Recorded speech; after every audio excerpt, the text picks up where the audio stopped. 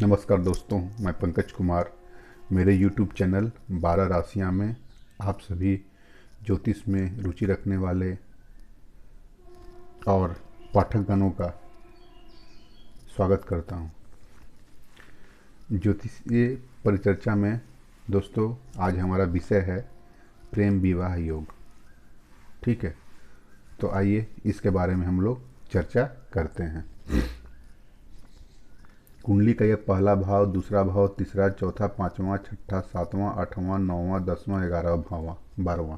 ठीक है, तो कुंडली का जो पांचवा भाव होता है वो प्रेम का भाव होता है और कुंडली का सातवां भाव जो होता है वो विवाह का भाव होता है। ठीक है, कुंडली का पांचवा भाव पहला, दूसरा, तीसरा, चौथा, पांचवा प्रेम का भाव होता है और कुंडली का सातवां भाव विवाह का भाव होता है।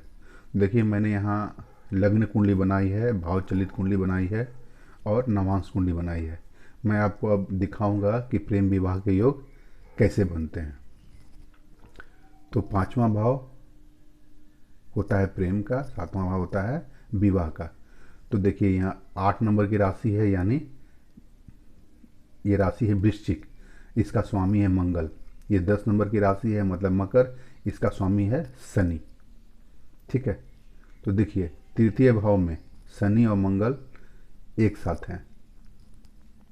ठीक है, लेकिन मैंने जब भाव कुंडली बनाई तो मैंने पाया कि मार्स द्वितीय भाव में आ गया है और शनि तृतीय भाव में है। तो प्रेम विवाह योग के लिए इस दोनों का स्वामियों का संबंध कैसे भी होना चाहिए। या तो पंचमेश सप्तम भाव को या सप्तमेश को प्रभावित करे। मंगल मंगल या तो सप्तम भाव को या सप्तम भाव के जो स्वामी है उसको, जो शनि है, उसको प्रभावित करे, या फिर सप्तमेश पंचम भाव को या पंचम भाव के स्वामी को ये कर प्रभावित करे। तो वो जो प्रभाव है किसी भी तरह से संबंध हो उससे बना सकता है। मैंने अपने पहले वीडियो में बताया है कि ग्रह एक दूसरे संबंध कैसे बनाते हैं। ठीक है, तो यहाँ इस चार्ट में हमें मंगल और शनि की युति दिख रही थी। ठीक है, क्योंकि एक राशि में थे, लेकिन भाव चलित कुंडली में मंगल दूसरे भाव में चला गया, शनि तीसरे भाव में रह गया। अब मैं अगर दोनों का डिग्री डिफरेंस देखता हूँ तो मंगल 27 डिग्री 3 मिनट 28 सेकंड का है और मार्स 4 54 38 का है। तो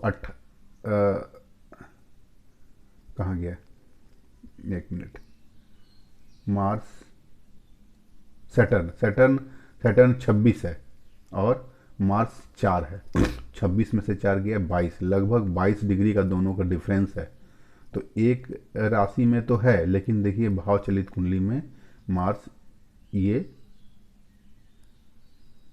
अपना भाव परिवर्तन कर दिया। तो लग्न कुंडली से हम ये नहीं कह सकते हैं कि ये दोनों की युति है। ठीक है, लेकिन जब हम नवांश कुंडली का अध्ययन करते हैं तो देखिए, अच्छा इसके पहले अब बाद और मैं कुछ रूल्स बताता हूँ।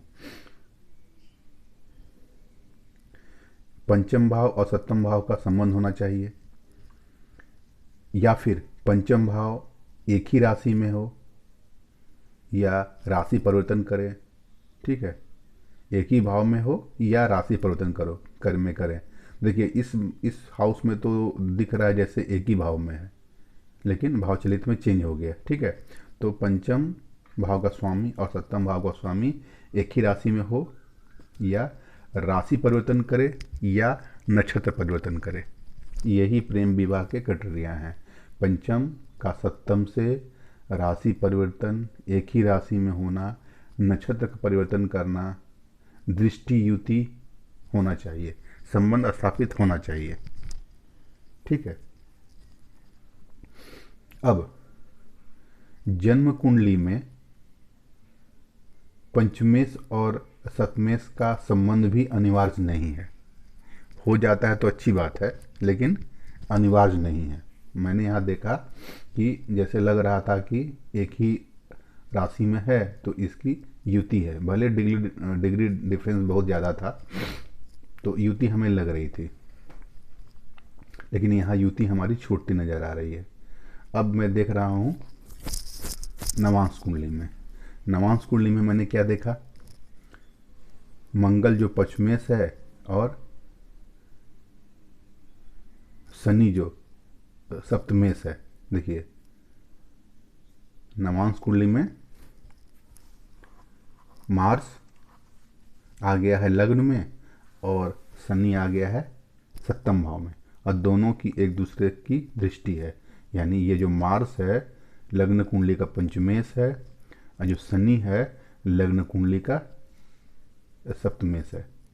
तो लग्न कुंडली से तो युति नहीं बन रही थी, लेकिन नवांश कुंडली में लग्न का पंचमेश और सप्तमेश की युति दृष्टि संबंध से, उसका संबंध दृष्टि संबंध से बन रहा है।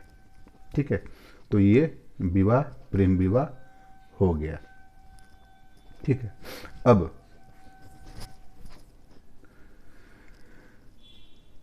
राहु केतु और शनि क्या होते हैं, बीजादीय के होते प्रतीक होते हैं। यानी दूसरे राहु केतु, इसी योग में अगर राहु केतु शनि सम्मिलित हो जाए तो शादी दूसरी जाति में हो जाता है।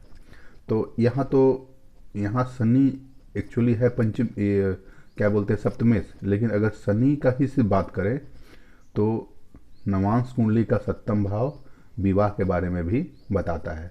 तो यहाँ पे अगर शनि का आके बैठ जाना, ये शो करता है कि शादी किसी और कास्ट में होगी। ठीक है, तो आप देख सकते हैं कि मंगल का और शनि का संबंध नवांश कुंडली में दृष्टि संबंध हो गया, और नवांश के सप्तम भाव में शनि आके बैठ गए। तो इस जातक का शादी अपने से भिन्न जाति में हुई। ठीक है, तो आशा है दोस्तों आप ये प्रेम विवाह योग समझ गए होंगे। तो अगर आपको कोई दुविधा है तो आप हमें कमेंट बॉक्स में लिखिए, मैं आपको आपके सवाल का जवाब जरूर दूंगा। तो आशा है दोस्तों ये आपको मेरा वीडियो पसंद आया है। अगर पसंद आया है तो लाइक करें, शेयर करें, सब्सक्राइब करें, और हमारे चैनल को सब्सक्राइब करना बिल्कुल ना भूलें। धन्यवाद दोस्तों।